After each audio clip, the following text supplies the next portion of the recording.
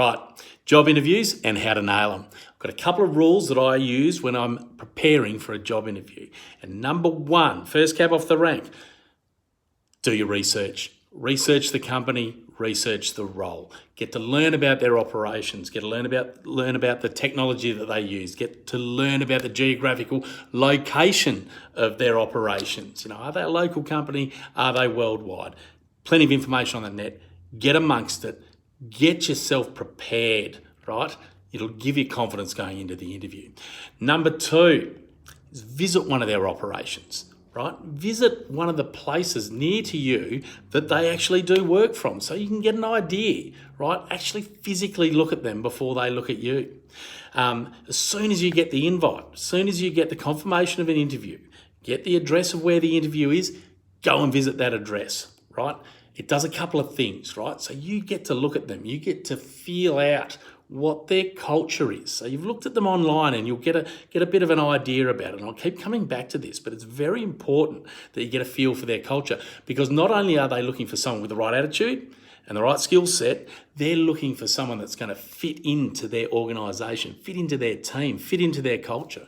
And if during that interview process you can reflect their culture back at them, they're going to think this person's going to fit in with our team. It's going to give you an edge. So physically get there, look at them, look at what they're wearing, the language that they're using, and how they're interacting with each other and their clients. Okay, that's valuable. The other thing it does is, which train to catch, which bus to catch, what the traffic's going to be like. It helps you to avoid any hiccups that you might occur on the day. So you know what time to get up, when to get ready, when you need to leave in order to get there, which brings me to my third rule. There is only one time to arrive for an interview, and that is early. Arrive early, arrive early, arrive early. That does a couple of things. Number one, it shows you keen. They see you arrive half an hour early, 20 minutes early. This person's making sure they're getting here on time. They've done some risk management around, there might be problems in the traffic, all sorts of stuff, and they're keen. They're here. And the other thing that it does, again, it gives you a chance to look at them before they look at you. You might hear, see things. You might feel the environment that you're going to potentially be working in. You see their front of house, right? How they treat their clients, their customers when they come in, how they're talking to their workers, how their workers are presenting themselves, the language that they use, and that's vitally important. You'll pick up little gold nuggets in that. So when you're in the interview, you can build some of that into your answers, build some of that culture that you've seen into your answers and into your presence in the interview to reflect their culture back at them. Make them think that you already work here, right? That is vitally important. Be there early. Only time to arrive for an interview is early.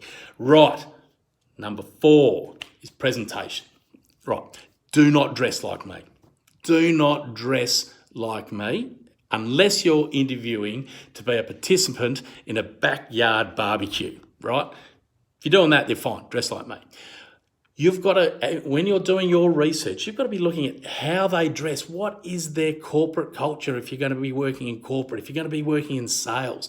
What's their demographic? What are their salespeople wearing? In their customer service.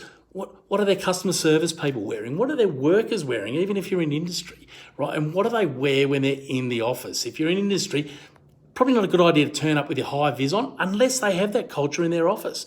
If their office workers wear high vis, that might be a good idea. But my advice is find out what their dress code, internal dress code is, and just take it up a notch. Just take it up a notch. You don't want to go in too high, right? If they're smart casual, you don't want to go in formal business attire, like right up the top end. You don't want to be there. But you definitely don't want to be down here. You definitely don't want to be wearing this, right? If you're gonna make a mistake, go high. But perfect is just take it up a notch. Because what employers think when they're looking at you across the table is, hey, this is the best we're going to see out of this person at the interview.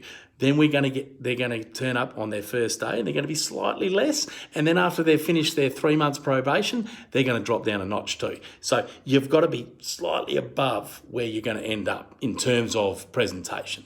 But as an employee, you always want to under-promise and over-deliver. You want to get in there and give it a red-hot crack when you first get the job. So the other thing that you see as an employer, right, and this is rule number 5, and this is perhaps the most important one, is when you're interviewing people, they're quite often surprised that you ask them a question. You're going to get asked questions in an interview. And the one question, that in industry you ask, right, the first value question you ask, and your value questions are around things like safety, initiative, teamwork, communication, right? They are the value questions you're going to get asked about. So you'll ask someone about safety. You go, what is your approach to safety? What do you feel about safety? Do you value safety? And that person will go, oh, look, I love safety. Safety's, the first thing I think about in the morning. It's the last thing I think about when I go to bed at night. It's all about safety, Pete. And then I ask the next question and I say, can you give me an example where you have prioritised safety over productivity? And what was the outcome? And normally you just get a blank look.